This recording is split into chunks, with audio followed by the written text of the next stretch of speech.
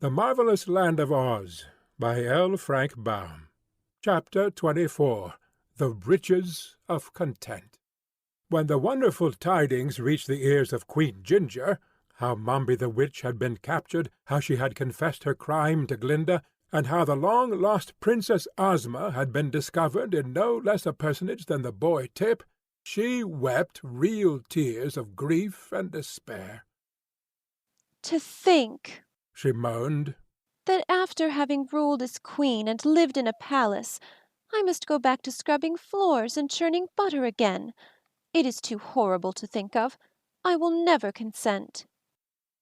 So, when her soldiers, who spent most of their time making fudge in the palace kitchens, counselled Ginger to resist, she listened to their foolish prattle, and sent a sharp defiance to Glinda the Good and the Princess Ozma.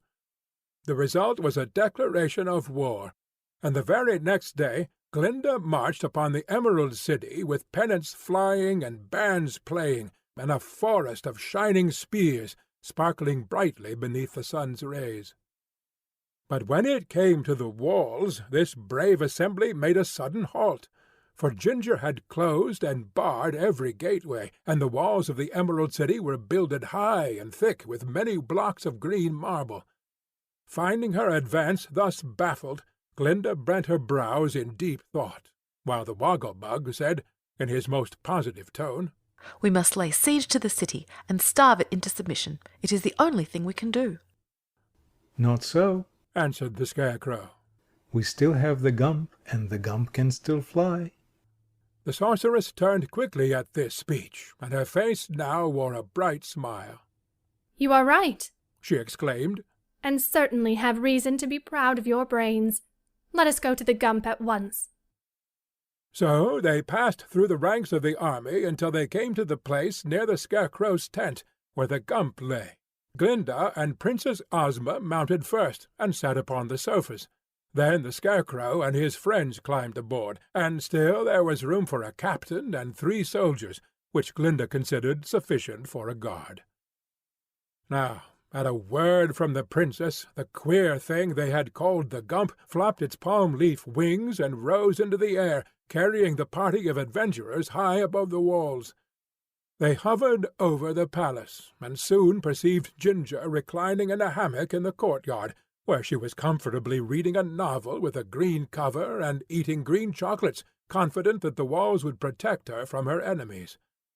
Obeying a quick command, the Gump alighted safely in this very courtyard, and before Ginger had time to do more than scream, the captain and 3 soldiers leaped out and made the former queen a prisoner, locking strong chains upon both her wrists. That act really ended the war, for the army of revolt submitted as soon as they knew Ginger to be a captive, and the captain marched in safety through the streets and up to the gates of the city, which she threw wide open. Then the bands played their most stirring music, while Glinda's army marched into the city, and heralds proclaimed the conquest of the audacious Ginger and the accession of the beautiful Princess Ozma to the throne of her royal ancestors. At once the men of the Emerald City cast off their aprons, and it is said that the women were so tired eating of their husbands' cooking that they all hailed the conquest of Ginger with joy. Certain it is that, rushing one and all to the kitchens of their houses, the good wives prepared so delicious a feast for the weary men that harmony was immediately restored in every family. Ozma's first act was to oblige the army of revolt to return to her every emerald and every other gem stolen from the public streets and buildings, and so great was the number of precious stones picked from their settings by these vain girls that every one of the royal jewellers worked steadily for more than a month to replace them in their settings. Meanwhile the army of revolt was disbanded, and the girls sent home to their mothers. On promise of good behaviour, Ginger was likewise released. Ozma made the loveliest queen the Emerald City had ever known, and although she was so young and inexperienced, she ruled her people with wisdom and justice, for Glinda gave her good advice on all occasions, and the Woggle-Bug, who was appointed to the important post of public educator, was quite helpful to Ozma when her royal duties grew perplexing. The girl, in her gratitude to the Gump for its services, offered the creature any reward it might name. "Then," replied the Gump, "take me to pieces.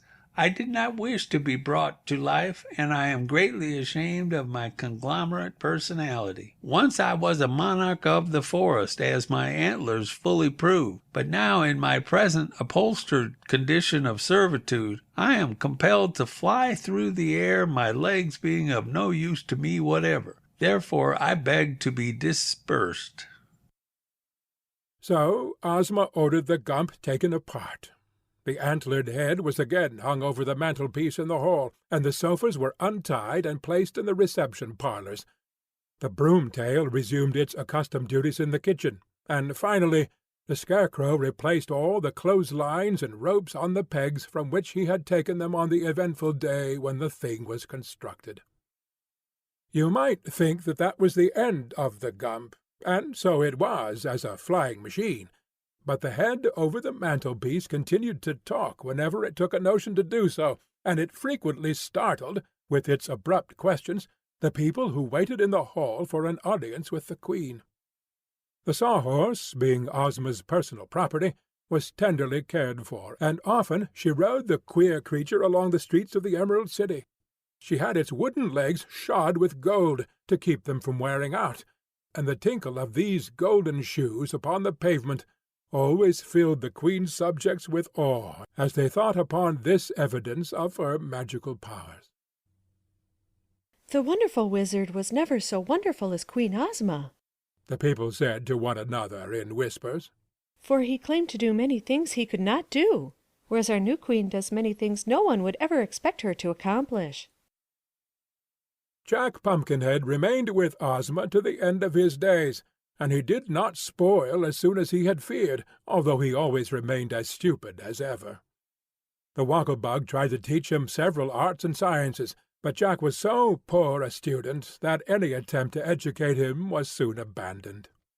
After Glinda's army had marched back home, and peace was restored to the Emerald City, the Tin Woodman announced his intention to return to his own kingdom of the Winkies. "It isn't a very big kingdom," said he to Ozma, "but for that very reason it is easier to rule, and I have called myself an emperor because I am an absolute monarch, and no one interferes in any way with my conduct of public or personal affairs. When I get home, I shall have a new coat of nickel plate, for I have become somewhat marred and scratched lately, and then I shall be glad to have you pay me a visit." "Thank you," replied Ozma. "Some day I may accept the invitation, but what is to become of the Scarecrow?" "I shall return with my friend the Tin Woodman," said the stuffed one seriously. "We have decided never to be parted in the future." "And I have made the Scarecrow my royal treasurer," explained the Tin Woodman. "for it has occurred to me that it is a good thing to have a royal treasurer who is made of money. What do you think?" "I think," said the little Queen, smiling, "that your friend must be the richest man in all the world." "I am," returned the Scarecrow. "but not on account of my money, for I consider brains far superior to money in every way. You may have noticed that if one has money without brains, he cannot use it to advantage. But if one has brains without money, they will enable him to live comfortably to the end of his days." "At the same time," declared the Tin Woodman, "you must acknowledge that a good heart is a thing that brains cannot create, and that money cannot buy. Perhaps, after all, it is I who am the richest man in all the world." "You are both rich, my friends," said Ozma gently, "but your riches are the only riches worth having, the riches of contents." End of chapter 24. End of The Marvelous Land of Oz by L. Frank Baum.